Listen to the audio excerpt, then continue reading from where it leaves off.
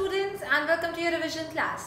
आज के इस वीडियो में हम पढ़ेंगे मोल कंसेप्ट की एकदम बेसिक्स, सिर्फ थ्योरेटिकल पार्ट जो कि एकदम बेसिक है। एंड नेक्स्ट वीडियो में हम करेंगे मोल कंसेप्ट के बेसिस पे कुछ question.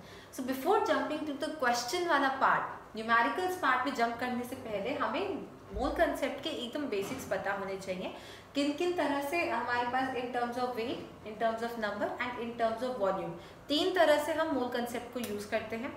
In terms of wait क्या होता है, इन टर्म्स ऑफ नंबर क्या होता है, इन टर्म्स ऑफ वॉल्यूम क्या होता है, क्या हमारे पास फॉर्मूला रहता है, क्या डेफिनेशन रहती है, वो सब हम पढ़ेंगे आज के इस वीडियो में। तो चलिए शुरू करते हैं। सबसे पहले हमारे पास आता है in terms of weight. So in terms of weight अगर हम बोलें तो हम how can we define one mole in terms of weight, what is one mole. ठीक है, तो पहले हम हेडिंग डाल लेते हैं first in terms of weight. ठीक है, in terms of weight what is one atom. ठीक है, define one atom in terms of weight. So one atom in terms of wait वो रहेगा हमारे पास जो कि हम सपोज कार्बन, हमारे पास कार्बन एटम गिवन है। ठीक है, तो one mole of carbon atom कितना होगा, तो ये चीज आपको ध्यान रखनी है। वो जो होगा that will be equal to its gram atomic mass. ठीक है, कार्बन का ग्राम एटॉमिक मास कितना है, 12 ग्राम्स। तो हमारे पास कार्बन जो होगा, one mole of carbon will be equals to 12 grams. तो यहाँ पे डेफिनेशन क्या बनेगी, लिखिए one mole is that amount of substance, one mole is that amount of substance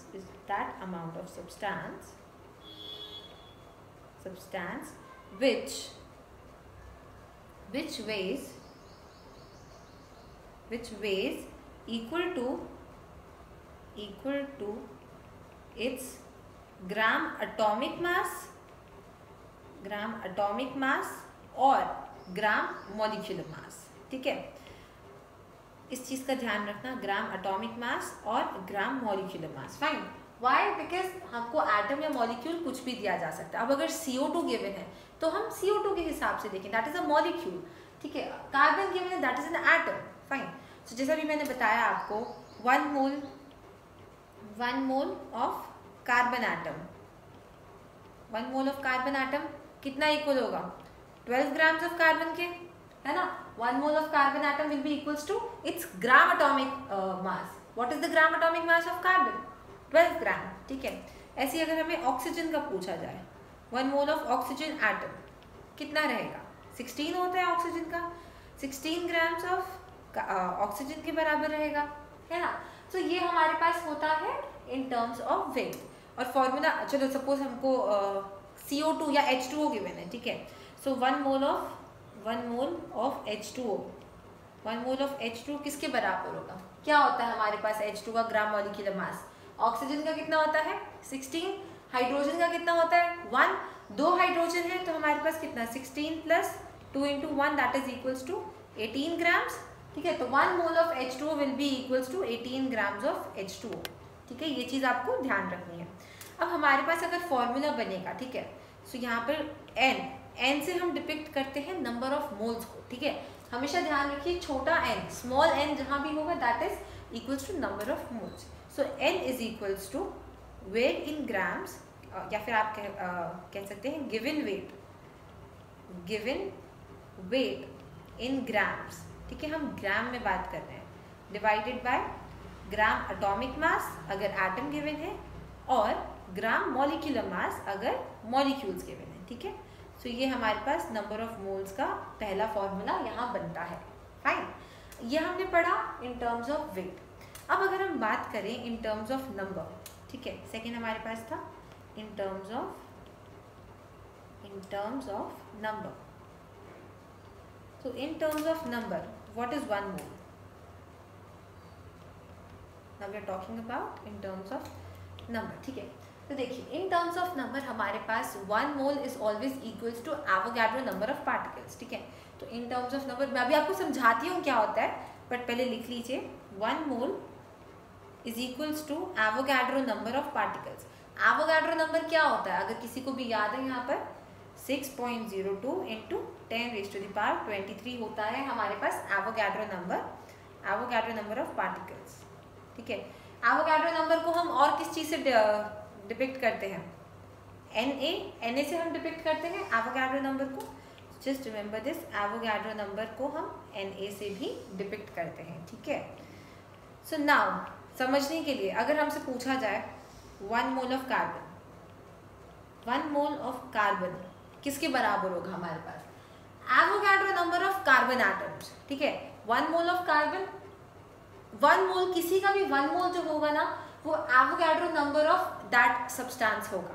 1 mole of carbon हमारे पास होगा Avogadro number of carbon atoms के, ठीक है, जिसको हम क्या लिख सकते हैं 6.02 × 10⁻23 कार्बन एटम्स के बराबर होगा। अब ऐसे अगर हमसे 1 मोल ऑफ CO2 पूछते हैं, 1 mole of CO2 that will be equals to Avogadro number of CO2 molecules, ठीक है।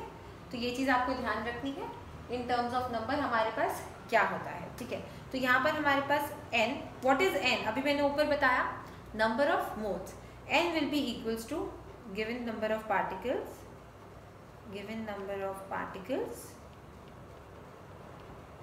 Divided by Avogadro number that is 6.02 × 10⁻23। और यहाँ हमारे पास ये बनता है second formula number of atoms, sorry number of moles का, ठीक है। पहला formula in terms of weight, second formula in number in terms of number, और third and the last one comes is in terms of volume, ठीक है। Third is in terms of volume. अब in terms of volume 1 mole क्या होता है, let's see in terms of volume what is 1 मोल। अब एक चीज़ जो सबसे ज़्यादा ध्यान में आपको रखना है वो ये है कि ये जो हमारे पास आता है this is only for gases, ठीक है। ये चीज़ आपको ध्यान रखना है कि ये हमारे पास सिर्फ गैसेस के लिए होता है स्ट्रिक्टली, कहीं भी गैस के अलावा हमको कोई और फॉर्म गिवन है, ठीक है, तो ये हमारे पास नहीं इम्प्लाई होगा, ठीक है। इन टर्म्स ऑफ वॉल्यूम हम गैस के अलावा किसी और स्टेट के लिए नहीं यूज़ करेंगे, just keep this in mind, इसीलिए मैंने वहाँ पर स्पेशली नोट बनाकर लिखा है ओनली फॉर गैसेस। अब होता क्या है, ठीक है, पहले लिख लेते हैं फिर हम समझेंगे। सो 1 मोल, लिखिए 1 mole is that amount of substance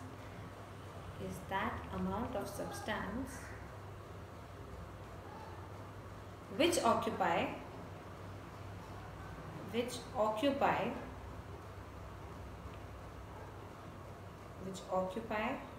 22.4 liters or 22400 cc's of volume,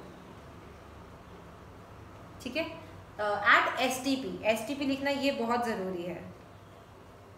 इसमें क्या क्या चीज़ें आपको ध्यान रखनी है, this is only for gases, ठीक है, और STP का आपको ध्यान रखना है, ऑल्सो आपको यूनिट्स का ध्यान रखना है, ठीक है, यूनिट्स का ध्यान रखना है। हम यूजुअली इसमें लीटर्स में ही लेते हैं, हम हमेशा 22.4 लीटर कंसिडर करके ही करते हैं, बहुत रेयर होता है कि हम यहाँ पर सीसीज में लेते हैं, ठीक है। सो यहाँ पर what it says is 1 mole is that amount of substance, 1 मोल वो उतना अमाउंट ऑफ सब्सटेंस होता है, 1 मोल उसके बराबर होता है जितना हमारे पास वो गैस 22.4 लीटर वॉल्यूम ऑक्यूपाई करती है एट STP, ठीक है। सो देखो 1 mole is that amount of substance which occupy 22.4 litres और 22400 cc's of volume at STP, fine. तो यहाँ पर हमारे पास n क्या है, अगेन नंबर ऑफ मोल्स, ठीक है। Number of moles will be equal to number of moles हमारे पास given volume in liters, remember in liters divided by 22.4, ये हमारे पास बनता है दूसरा थर्ड इम्पोर्टेंट फॉर्मूला, ठीक है। लेकिन अगर आप यहाँ पर सीसीज में लोगे, ठीक है, गिवन वॉल्यूम इन सीसी अगर आप लेते हो तो यहाँ पर हमारे पास 22.4 की जगह क्या आ जाएगा 22400, बट स्टैंडर्ड फॉर्मूला हमारे पास यही है, ठीक है। तो क्या हमारे पास कितने फॉर्मूले हो गए यहाँ पर, 3 फॉर्मूले, number of weight, sorry in terms of weight, in terms of number and in terms of volume. अब हम इन तीनों फॉर्मूलों को अगर कंबाइन करके लिखें तो हमारे पास क्या आएगा, यहाँ पर n क्या था, नंबर ऑफ मोल्स, सबसे पहले in terms of weight, in terms of weight formula क्या था? अगर नहीं ध्यान है वीडियो रिवाइंड करो, दोबारा से देखो, समझो और फिर आगे कंटिन्यू करो। And in terms of weight हमारे पास था given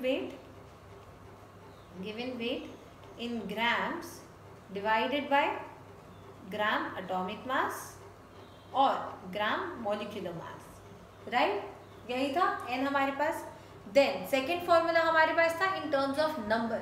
in terms of number क्या था? हमें given number of given particles, number of given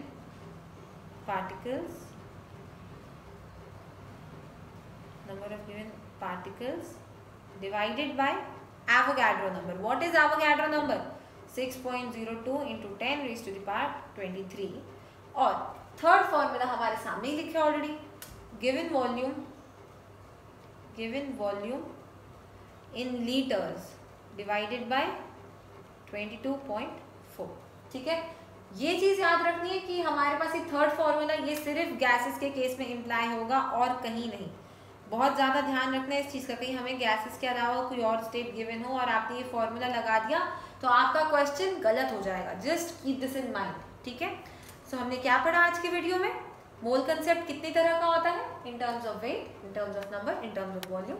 in terms of weight, what is 1 mole? Define 1 mole in terms of weight. In terms of weight, 1 mole is that amount of substance which weight equal to its gram atomic mass or gram molecular mass.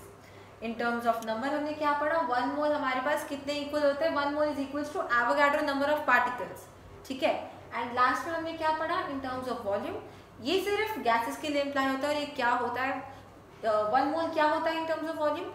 1 mole is that amount of substance which occupies 22.4 liters या फिर 22,400 cc's of volume at STP। Remember STP definition में लिखना बहुत important है, नहीं तो आपकी definition को सही नहीं माना जाएगा, ठीक है?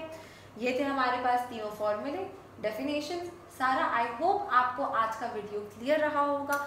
अगर कोई भी डाउट है कमेंट सेक्शन में जरूर आप छोड़ सकते हैं अपने डाउट्स को। मिलते हैं अगले वीडियो में, तब तक के लिए ऑल द बेस्ट।